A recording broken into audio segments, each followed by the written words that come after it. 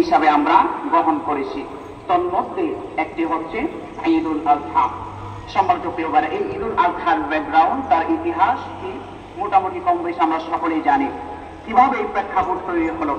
সাইয়েদনা ইব্রাহিম আলাইহিস সালামকে আল্লাহ পাক রব্বুল আলামিন জীবনের বাঁকে বাঁকে অনেক পরীক্ষার সম্মুখীন করেছেন। ইব্রাহিম আলাইহিস সালাম প্রতিটা পরীক্ষায় তিনি সফলতার সাথে উত্তীর্ণ হলেন। ফলে আল্লাহ পাক রব্বুল আলামিন সাইয়েদনা ইব্রাহিম আলাইহিস সালামকে গোটা মুসলিম উম্মার জন্য নেতা হিসাবে ঘোষণা করে দিলেন। সেজন্য আল্লাহ পাক রব্বুল আলামিন বললেন, মিল্লাতা আবিকুম ইব্রাহিম, আমি আমার খলিল ইব্রাহিম আলাইহিস সালামকে জীবনের বাঁকে বাঁকে অনেকগুলো পরীক্ষার সম্মুখীন করলাম।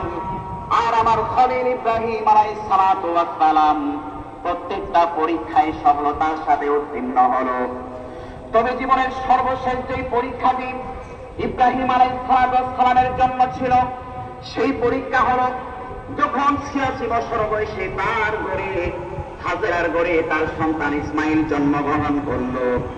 আর ইসমাইল আলাইহিস সালাম যখন চলার বয়সে উপনীত হলেন, আল্লাহ পাক রব্বুল আলামিন তার বিবরণ সূরাতুস সাফফাতের মধ্যে দিচ্ছেন, ফালাম্মা বালাগা মা'আহু সা'য়া ক্বালা ইয়া বুনাইয়া ইন্নী আরা ফিল মানামি আন্নী আযবাহু।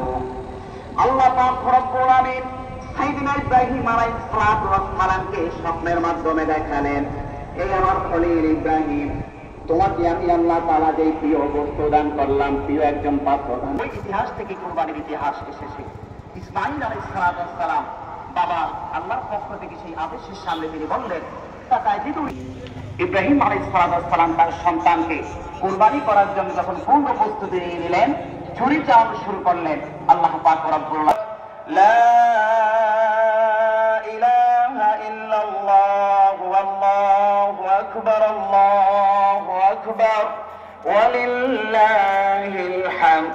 এই যে দোয়াটি আমরা পাঠ করি, এই দোয়াটি মূলত তিনজন সম্মানিত ব্যক্তির মুখে উচ্চারিত বাক্য। প্রথম যে বাক্যর অংশ আল্লাহু আকবার আল্লাহু আকবার, ইব্রাহিম সর্বশেষ বাক্যটি বললেন আল্লাহু আকবার ওয়া লিল্লাহিল হামদ। এই তিন ব্যক্তির কথা আল্লাহ তাআলার কাছে এতটাই পছন্দ হলো যে কিয়ামত পর্যন্ত যত উম্মতি মুহাম্মদীগণ এই পৃথিবীর মধ্যে আসবে, তারা যেন এই তিন ব্যক্তির কথাটিকে স্মরণ রাখতে পারে। এজন্য আইয়ামে তাশরিক যে আমরা জিলহজের মাসের 9 তারিখ থেকে শুরু করি, সেটি আমাদের জন্য আল্লাহ তাআলা উদ্ধারিত করে দিলেন। সম্মানিত প্রিয় ভাইয়েরা, এবার ইব্রাহিম আলাইহিস সালাম এবং তার সন্তান ইসমাইল কুরবানি করার জন্য কুরবানির মধ্য দিয়ে তিনি আমাদেরকে এক অমীয় বাণী শিক্ষা দিয়ে গেলেন। সেই শিক্ষা কি? কুরবানি থেকে